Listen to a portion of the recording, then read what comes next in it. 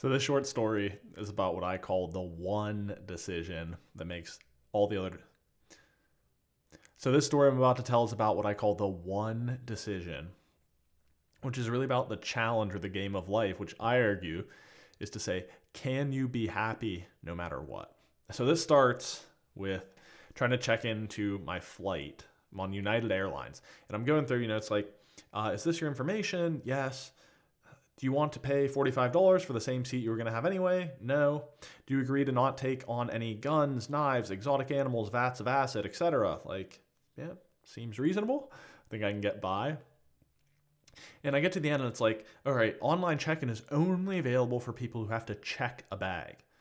I'm like, well, I don't have a bag to check, so I don't need to see anyone or interact with anyone. I can just go straight to my gate. So could I just do the check-in now? And then they're like, no, why would we set it up that way? So I get to the airport. I'm already running late. And on this day, it's the first time I've ever done this. I don't know how this happened. I happened to have entered Jack instead of Jackson on the ticket. And so we get to the counter and the lady's like, oh, we could have a problem. You see, these names don't match. And I'm like, yeah, that's right. They kind of do though, right? I mean, we can see how we made the leap from one to the other. And she's like, they're not the same, but it's like, I'm like, at this point, if she finds out that people also call me Jackie, I'm screwed. Like, they're going to call the FBI. So, we talk about it for a little bit, and she kind of pulls back, looks around. I think I can let it slide this time. And she sort of gives me this nod and grin. It's like she's waiting for something. And I'm thinking to myself, well, you act like you just agreed to do a kidney transplant, right? Why? What, you want me to write you a thank you letter? Like, you just agreed that Jack is short for Jackson. But, I swallow my pride and I say something like, yeah, you really cut me a break here. That means a lot to me. And she's like, thank you. And as I'm ready to go, I turn around and she's like, oh, you're going to have to check that backpack. And I'm like, oh, no, this is my carry-on. And she's like, oh, you don't have a carry-on on this flight. And I was like, interesting. I didn't know United Airlines was purchased by Spirit. When did this happen? And she's like, I'm like, okay, well, how about this? I'd like to pay to carry on the bag, please. And she's like, no, you can't do that. I'm like, no, you don't understand. I don't think. She's like, I want to give you more. Like, I want to give your company more of my money to do this. And it's like, hey, by the way, that's good. You want your customers to give you their money, and then you do the thing, and then they give you more money. That's the whole point of the business. Okay? Sidebar. And she's like, no, your ticket doesn't allow you to purchase a carry-on. I'm like, all right, then I have to check it. And she's like, well, it's now 40 minutes to your flight, and we cut check bags off 45 minutes before your flight. It's like, all right, this is my moment. I'm about to be on the front page of Facebook with one of those viral freak out videos, but I'm like, I stayed with it. And I said something like, well, after that massive break you cut me earlier, I guess I'm probably out of luck, huh? And she's like, well, I'll see what I can do.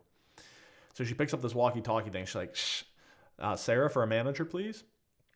Nothing. Shh, Sarah for a manager? Nothing.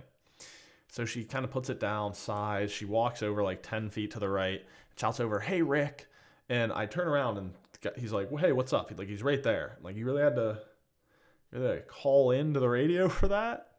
But he gives me approval, so I run through, dash off security. I've got like 20 minutes. I'm flying. And you ever seen someone that's all amped up to get through something, but then they get like slowed down, and so they're sped up on the inside, but the outside is slowing them down, and they're sort of just like, you can tell by looking at them, they're like, I'm just waiting. That was me. And so I'm like that, and the guy in front of me goes through the metal detector, beep, sets it off. And they ask him, sir, do you have anything that might have set that off? And he kind of feels his pockets and pulls out a bunch of keys.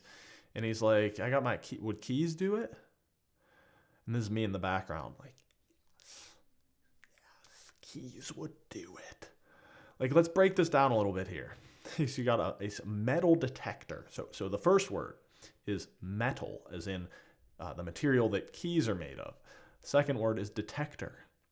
What did you think would happen here?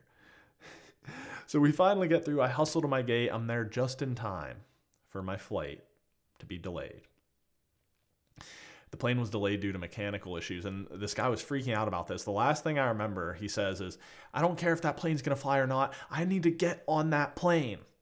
And I sort of look at the agent. Like, I can wait. In fact, I have a policy that I only fly on planes that can fly. It's one of the few things that I feel very strongly about when it comes to my travel. And so we wait around. Finally, we're on the plane. I've been congested all day. I have like a horrible head cold. And you know how often you take off and you get the pressurizing and your ears pop?